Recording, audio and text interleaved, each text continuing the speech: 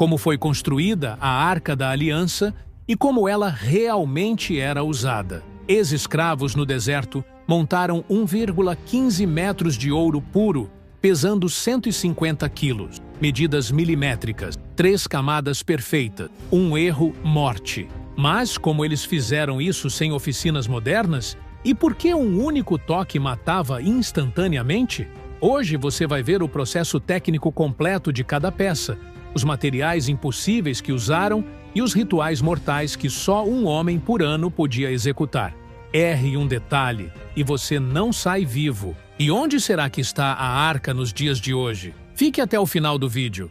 Deus chama Moisés no topo do Monte Sinai e dá instruções para construir um objeto, medidas exatas, materiais específicos, técnicas detalhadas. Um erro e a coisa toda não serviria. Mas o primeiro problema era brutal. Quem ia construir isso? Israel tinha acabado de fugir do Egito depois de 400 anos fazendo tijolos. Não tinham oficinas, não tinham ferramentas de precisão, não tinham tempo. E Deus estava pedindo arte em ouro, que exigia a habilidade de mestre artesão. A solução veio de um jeito que nunca aconteceu antes. Deus escolheu um homem chamado Bezalel, da tribo de Judá, e o encheu com o Espírito Santo especificamente para construir. Ele foi o primeiro homem na Bíblia descrito como cheio do Espírito de Deus, não para profetizar, não para liderar exército, mas para trabalhar com as mãos. Deus o encheu de sabedoria para trabalhar com ouro, prata e bronze, cortar pedras, entalhar madeira com precisão. Bezalel tinha 30 anos, e junto dele veio Aholiabe, da tribo de Dan, como ajudante. Mas a habilidade não resolvia o segundo problema: material. De onde escravos fugitivos tiraram ouro suficiente para revestir um baú inteiro por dentro e por fora? Antes de sair do Egito, os israelitas pediram aos egípcios artigos de prata, ouro e roupas. E os egípcios, aterrorizados pelas 10 pragas, deram tudo, despojaram o Egito. Não era roubo, era pagamento atrasado por 400 anos de trabalho sem salário. Então, quando chegou a hora de construir, o povo trouxe ouro de verdade, brincos derretidos, pulseiras quebradas, colares fundidos e, o mais surpreendente, trouxeram muito mais do que o necessário. Moisés teve que ordenar que parassem de doar, mas ouro não era o único material. E a lista do que Deus pediu ia muito além do que qualquer um esperava. Deus pediu madeira de acácia, uma das poucas árvores que sobrevive no deserto do Sinai. Madeira dura, densa, praticamente indestrutível, perfeita para algo que seria carregado por décadas. E depois vinham os tecidos: linho fino, fios azuis, púrpura e carmesim, pelos de cabra, peles de carneiro tingidas de vermelho. Cada material tinha função específica. Cada cor representava algo sagrado. Mas aqui está o detalhe que poucos percebem. Púrpura, na antiguidade, era a cor mais cara do mundo. Um único grama de corante púrpura exigia milhares de moluscos marinhos moídos. Valia mais que ouro. E Deus estava pedindo fios inteiros dessa cor. De onde um povo no meio do deserto conseguiu isso? Provavelmente trouxeram do Egito junto com o ouro. Os egípcios tinham rotas comerciais com fenícios que produziam o corante. E quando os israelitas pediram roupas, não especificaram quais. Os egípcios deram tecidos nobres, roupas de elite, materiais que normalmente só faraós usavam. Bezalel juntou tudo: ouro fundido, madeira cortada, tecidos caríssimos, e começou a montar algo que mataria qualquer um que tocasse. Como ele fez isso sem morrer no processo? A primeira regra da construção era simples: se você errar as medidas, está morto. A caixa precisava ter exatamente 1,15 metro de comprimento, 70 centímetros de largura e 70 centímetros de altura. Um dedo a mais ou a menos, e estava errado. Deus havia dado números específicos. Não havia margem de erro. Bezalel cortou tábuas de acácia medidas ao milímetro, usando cordas marcadas com nós em intervalos precisos. Técnica egípcia, que ele provavelmente aprendeu vendo mestres trabalharem. Mas madeira sozinha não bastava. E o que veio depois exigiu habilidade que ia muito além de carpintaria. Deus ordenou que a arca fosse revestida de ouro puro, por dentro e por fora. E aqui vem o primeiro desafio técnico mortal. Ouro puro é macio. Você não pode simplesmente colar folhas finas sobre madeira. Bezalel precisava bater o ouro até ficar maleável, mas não tão fino que rasgasse ao menor toque. Depois, fixava usando pregos minúsculos de ouro ou resina natural, funcionando como adesivo. Cada centímetro precisava ser coberto sem falhas. Se a madeira ficasse exposta em qualquer ponto, a arca não serviria. 3 camadas completas, madeira de acácia no centro, ouro revestindo todo o interior, ouro revestindo todo o exterior.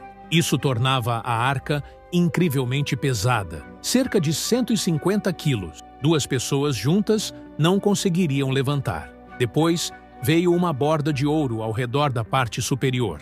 Não era decoração, era reforço estrutural para proteger as bordas quando a arca fosse transportada. Mas aqui está algo que pesquisadores modernos descobriram. Essa estrutura, condutor, isolante, condutor, é idêntica a um capacitor elétrico gigante. Ouro conduz eletricidade, madeira isola, outro ouro conduz novamente. Se a arca acumulasse carga estática ao ser carregada pelo deserto, funcionaria como uma bateria primitiva, armazenando voltagem. E os querubins que Bezalel ainda precisava esculpir iam funcionar como pontas de descarga, exatamente como as bobinas de Tesla concentram eletricidade em um ponto específico. Se alguém com carga diferente tocasse a arca, 50.000 volts direto no corpo. Morte instantânea sem explicação aparente. Mas naquele momento, Bezalel não sabia disso. Ele só sabia que precisava terminar a tampa. E o que ele esculpiu sobre ela se tornaria o lugar mais perigoso da terra. A arca estava pronta, mas vazia. E aqui vem a parte que ninguém entende direito. O que foi colocado dentro? E por que esses objetos específicos tornavam a arca tão poderosa? Primeira coisa, as tábuas da lei. 2 tábuas de pedra escritas pelo próprio dedo de Deus no Monte Sinai. Os 10 mandamentos gravados em pedra. Não eram cópia, eram os originais. Mas tem um detalhe. Essas não eram as primeiras tábuas. Quando Moisés desceu do monte pela primeira vez carregando as tábuas originais, viu o povo dançando ao redor de um bezerro de ouro. Num acesso de fúria total, jogou as tábuas no chão. Elas se quebraram em pedaços. Deus mandou fazer outras. Moisés cortou 2 novas tábuas, subiu o monte outra vez e Deus escreveu tudo de novo. Essas segundas tábuas foram colocadas dentro da arca. Mas as tábuas não eram os únicos objetos lá dentro. Tinha também a vara de Arão. O povo de Israel estava questionando a liderança de Arão como sumo sacerdote. Então, Deus ordenou um teste, 12 varas, uma de cada tribo, colocadas diante do tabernáculo durante a noite. Na manhã seguinte, 11 varas estavam exatamente como foram deixadas, secas, mortas. Mas a vara de Arão tinha brotado, produziu folhas, flores e amêndoas maduras em uma única noite. Uma vara morta que floresceu sozinha. Deus ordenou que essa vara fosse guardada dentro da arca como prova física de que ele havia escolhido Arão. Terceiro objeto, o maná, o pão que caía do céu toda manhã durante os 40 anos no deserto. E aqui está a parte estranha. Se você tentasse guardar maná para o dia seguinte, apodrecia e enchia de vermes. Mas o maná dentro da arca não apodreceu. Ficou preservado por séculos, sem refrigeração, sem conservantes. Apenas Deus mantendo fresco. Então, dentro da arca você tinha 3 coisas. As tábuas, representando a palavra de Deus. A vara, representando a autoridade sacerdotal. E o maná, representando provisão divina. Mas esses objetos eram apenas metade do poder. E qualquer um que tentasse carregar errado, descobria isso tarde demais. A arca não era algo que você simplesmente pegava e levava. Havia instruções específicas, extremamente detalhadas, e quebrar uma única regra significava morte imediata. Os levitas da família de Coat eram os únicos autorizados a carregar, mas mesmo eles não podiam acordar e simplesmente pegar as varas. 7 dias de preparação antes de cada transporte, lavagens cerimoniais 3 vezes por dia com água misturada com cinzas de novilha vermelha, abstinência sexual completa durante toda a semana, jejuns parciais, ofertas de purificação queimadas no altar. Por que tudo isso? Porque tocar a arca em estado de impureza não matava só você. A ira de Deus podia cair sobre o acampamento inteiro. Era responsabilidade coletiva. Quando o acampamento precisava se mover, os sacerdotes entravam no Santo dos Santos, tiravam o véu que separava o lugar santíssimo e cobriam a arca com ele. Depois colocavam uma cobertura de pele de animal marinho por cima e um pano totalmente azul sobre tudo. Só então encaixavam as varas nas argolas. E aqui está a regra que matou gente. Apenas os levitas podiam carregar, e mesmo eles não podiam tocá-la diretamente.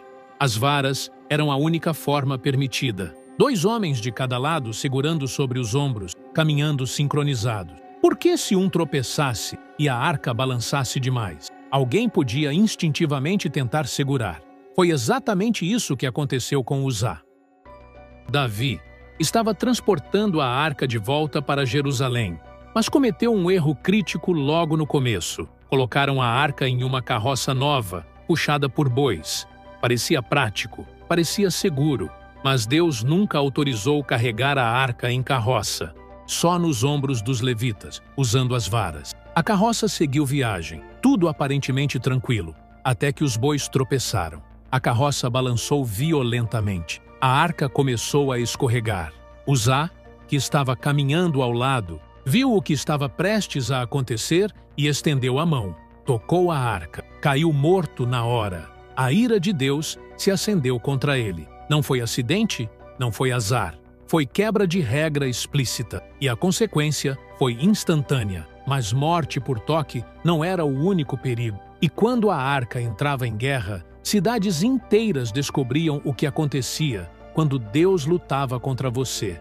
Quando Israel entrava em guerra, a arca ia junto. Mas não como você imagina. O processo de transportá-la para a batalha tinha regras específicas que transformavam a arca em arma psicológica devastadora. Antes de qualquer batalha, os líderes consultavam a Deus diante da arca usando o Urim e Tumim, pedras sagradas guardadas no peitoral do sumo sacerdote. A resposta vinha como sim ou não, vá ou não vá. Se Deus dissesse não e eles levassem a arca mesmo assim, desastre garantido. E o posicionamento era estratégico. A arca não ia na linha de frente onde poderia ser capturada. Ficava atrás do exército, mas visível o suficiente para que tanto israelitas quanto inimigos soubessem que estava ali. O efeito psicológico era duplo. Os israelitas lutavam com confiança absoluta, porque Deus estava literalmente presente, e os inimigos lutavam com medo paralisante. Jericó tinha muralhas de 6 metros de espessura, estrutura militar considerada impenetrável na época. Mas a arca foi carregada ao redor da cidade uma vez por dia durante 6 dias. 7 sacerdotes tocando trombetas na frente. No 7º dia, 7 voltas completas. Quando as trombetas soaram e o povo gritou simultaneamente, as muralhas colapsaram. E aqui está o detalhe arqueológico que ninguém esperava. Quando escavaram Jericó nos anos 1950, descobriram que as muralhas caíram para fora, não para dentro como acontece em invasões normais, como se algo de dentro empurrasse tudo para o lado de fora. Explosão controlada? Ressonância acústica que desestabilizou as fundações? Ou simplesmente o poder da arca manifestado em física pura? Alguns pesquisadores propõem outra explicação. Se a arca realmente funcionava como capacitor gigante, acumulando energia eletrostática, as trombetas e gritos poderiam ter criado uma descarga sincronizada. 7 trombetas gerando frequências específicas, milhares de pessoas gritando ao mesmo tempo, a arca liberando toda a energia acumulada em um pulso eletromagnético. Parece ficção científica, mas a estrutura da arca, ouro, madeira, ouro, querubins apontados. é literalmente o design de um dispositivo de armazenamento e descarga elétrica. Mas aqui está o detalhe crítico. A arca só funcionava como arma quando Israel estava em obediência. Israel levou a arca para a batalha contra os filisteus, achando que teriam vitória automática, mas estavam em pecado grave. Resultado? 30.000 soldados mortos e a arca capturada pelos inimigos. E o que os filisteus descobriram depois de capturá-la foi pior do que qualquer derrota militar. Uma vez por ano, no dia da expiação, acontecia o ritual mais perigoso do mundo antigo. Era o único dia que alguém podia entrar no Santo dos Santos, onde a arca ficava guardada, e apenas uma pessoa no mundo inteiro tinha permissão: o sumo sacerdote. Se qualquer outra pessoa tentasse entrar, morria instantaneamente. Mas mesmo o sumo sacerdote não podia simplesmente entrar. A preparação levava 7 dias. Ele se separava da família e morava dentro do templo. Lavagens rituais constantes, estudo intenso das instruções, ofertas preparatórias. No dia em si, ele tomava banho cerimonial completo, vestia roupas específicas de linho branco sem ornamentos de ouro e sacrificava um novilho como oferta pelo próprio pecado primeiro. Depois, pegava um incensário cheio de brasas do altar, enchia as mãos com incenso aromático moído e entrava. E aqui vem a parte que poucas pessoas entendem. O incenso não era decoração. A nuvem de incenso deveria cobrir o propiciatório para que ele não morresse. A fumaça criava uma barreira de proteção entre o sacerdote e a manifestação direta da glória de Deus que habitava entre os querubins. Se ele entrasse sem incenso suficiente, via a glória descoberta e morria. Se o incenso fosse preparado errado, com ingredientes diferentes dos ordenados, morria. Cada passo tinha que ser exato. Depois de criar a nuvem protetora, ele saía, pegava sangue do novilho sacrificado e voltava. Com o dedo, aspergia sangue 7 vezes sobre o propiciatório e 7 vezes diante dele. Esse sangue cobria simbolicamente os pecados de Israel por mais 1 ano. O ritual completo levava cerca de 15 minutos dentro do Santo dos Santos. 15 minutos em que o sumo sacerdote estava sozinho com a presença física de Deus, sem testemunhas, sem ajuda, sem comunicação com o lado de fora. Se algo desse errado, ele caía morto e ficava lá até o próximo ano quando outro sumo sacerdote entrasse. Por isso, alguns textos judaicos mencionam que amarravam uma corda no tornozelo do sumo sacerdote. Mas isso provavelmente é lenda desenvolvida depois. O que sabemos com certeza é que ninguém podia entrar para ajudar se ele morresse. Esse era o uso ritual mais importante da arca, um encontro anual entre o representante de Israel e Deus, mediado por sangue, fumaça e obediência perfeita. Mas depois de séculos funcionando exatamente assim, algo aconteceu, e a arca desapareceu da história sem deixar rastro. Se você acredita que obedecer a Deus, mesmo quando não entendemos o motivo, pode salvar sua vida, comente "Obedeço a Deus". 586 a.C. Babilônios invadem Jerusalém, queimam o templo de Salomão até as fundações. E quando os soldados entram no Santo dos Santos, nada. A arca tinha desaparecido. 3 teorias dominam os estudiosos até hoje. Primeira, foi destruída pelos babilônios e o ouro foi derretido. Mas nenhum registro babilônico menciona capturar ouro em formato de arca. E os babilônios eram meticulosos em documentar tesouros de guerra. Nabucodonosor listou cada objeto de ouro que tirou do templo: taças, candelabros, utensílios, mas nenhuma arca. Segunda teoria, foi escondida pelos sacerdotes antes da invasão em túneis secretos sob o monte do templo. E essa tem evidência arqueológica forte. Escavações modernas encontraram dezenas de câmaras lacradas que ninguém consegue acessar por questões políticas e religiosas. Judeus não permitem porque é lugar sagrado. Muçulmanos não permitem porque construíram mesquitas em cima. Em 1981, um rabino chamado Yehuda Getz estava escavando túneis sob o Muro das Lamentações quando encontrou um corredor bloqueado que levava diretamente para baixo do monte do templo. Ele acreditava que a arca estava ali, mas autoridades muçulmanas descobriram encheram o túnel de concreto e proibiram qualquer escavação futura. Terceira teoria foi levada para a Etiópia pelo filho do rei Salomão com a rainha de Sabá. E está guardada até hoje na igreja de Santa Maria de Sião, na cidade de Aksum.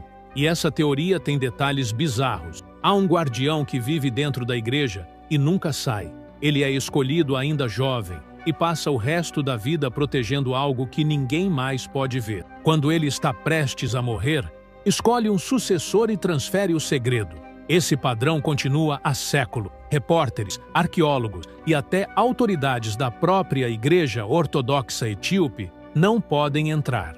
O guardião atual, monge Abba Gebre Meskel, diz que viu a arca, mas não pode descrever. Fotografias são proibidas. Qualquer tentativa de investigação científica é bloqueada. E em 1936, o fascínio pela arca ultrapassou o território religioso. Heinrich Himmler, braço direito de Hitler, enviou brigadas nazistas para as montanhas da França, procurando a arca no Château de Montségur. Eles acreditavam que os cavaleiros templários tinham escondido ali durante as cruzadas. Por que nazistas queriam a arca?